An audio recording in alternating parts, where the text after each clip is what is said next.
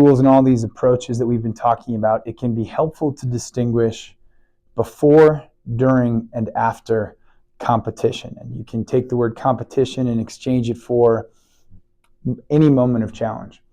If you're an athlete, you could be talking about a game or a single rep effort, the moment of competition. If you're a leader, you could be talking about a presentation. You could be talking about engaging in a difficult conversation, whatever it may be. But to think about it as before, during, and after can be helpful to sort through all the strategies that we've been talking about. And while it might seem obvious, but there's a very real risk, as we've discussed, of being sort of overloaded by all the possible tools or things that you need to do to be successful as a leader or an athlete or in any performance arena. Before is a lot of what we've talked about. Before, and that hopefully is obvious. All things on the bedrock level of the high order performance framework: eat, move, sleep, tending to your nutrition, training appropriately. If you are just a leader in the corporate world, just getting up and moving throughout the day instead of sitting at your desk for 10 hours. But that's the movement piece, especially when compared to sedentariness. Sleep. How exhausted are we, at any given moment of time? So tending to movement, nutrition, and rest, a lot of this happens before the moment of competition, obviously enough. There's also an opportunity to use strategies like visualization and certainly intention setting. What am I about to go do? Why am I doing it? What might I encounter? And visualizing a successful practice, a successful presentation, a successful class, a successful dialogue or performance review meeting, a successful outing at the baseball park, whatever it might be. So visualizing what success looks like, getting really specific with internal intentions and making commitments. From a coach perspective, that might be keeping a steady hand, even or especially in the most challenging moments of the game, knowing that could be a differentiating factor for you. A lot of these commitments and visualizations, they too happen beforehand. Everything that falls in the category of preparation, preparing for a business meeting, preparing for a game, whatever it might be, preparation is in the before. That should be fairly obvious. The during phase, self-awareness might be the most important skill.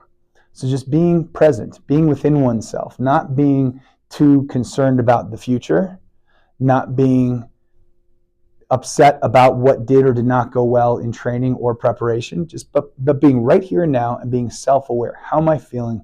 How am I doing relative to the task at hand? Hopefully, in the before, you've developed a toolkit of things that you can tag in during. Regulation strategies are a big one, especially if we're going to use the RRP approach: regulate, refocus, perform. So think audio, visual, movement, breath, touch. If you're feeling overhyped before going into a challenge, maybe the audio input has to be something relaxing on your headphones. A lot of people tell me they like country music before, when they're really feeling the energy come up within themselves, maybe even feeling anxious or overwhelmed. You can imagine the opposite. You're going into a max effort back squat in a powerlifting meet. Maybe what's going on in your headphones is aimed at elevating arousal or activation, kicking you up relative to the task at hand. Visual, similar enough. Where are you placing your focus at a given moment in time? Are you looking out into the audience? Are you, walking is beneficial for tons of ways, but if you have an opportunity to walk and just get visual inputs passing through, there's all sorts of rapid eye movement, EMDR techniques that can be used to regulate or relax using visual stimuli. Movement, I mentioned going for a walk, but breathing is a movement. So any of the controlled breathing strategies that we've used to regulate in the presence of whatever it is you're about to go do. Touch is pretty good. And as silly as it may sound, touching oneself, if you have your hand on your knee during a business meeting, that is actually a strategy people use to sort of regulate and comfort themselves in these moments. High fives, fist bump, whatever that might look like. But audio, visual, physical, any of the sensory inputs are often effective to regulate during the moment of competition. You remember, like stepping into a batter's box. I mentioned the Charlie Tilson story earlier. So he would breathe, he would just sort of regulate the nervous system, he would focus on one or two coaching cues, and then lock eyes on the pitcher and then the ball coming out of his hand, and then just let his ability come out of himself. So present. So the talent is not built in the moment. That's built in the preparation. The task in the moment is just to let that ability present. Okay, and then of course we move to the after.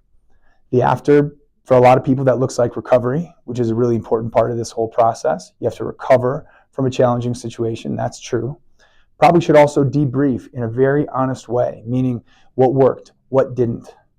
If in the before phase, I set one of my intentions and I made an internal commitment to be a steady hand in challenging moments, and then I wasn't able to do so, just be honest about it. Don't try to rationalize it. Answer why. What from the environment or maybe something that was missing within me, what was missing in that moment? Why didn't I perform the way that I intended to perform? And if you're honest enough about it, all that does in that honest reflection is cycle right back into the before stage of the next challenge. And that's the truth of so much of this. It is preparation, engagement, reflection.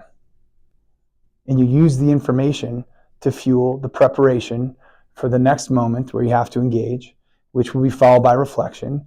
And you'll just continue that cycle of learning. Prepare, perform, reflect, and learn. That's I don't want to oversimplify it, but that's 90% of high performance, is getting comfortable with the phases and being willing to engage and learn from that engagement.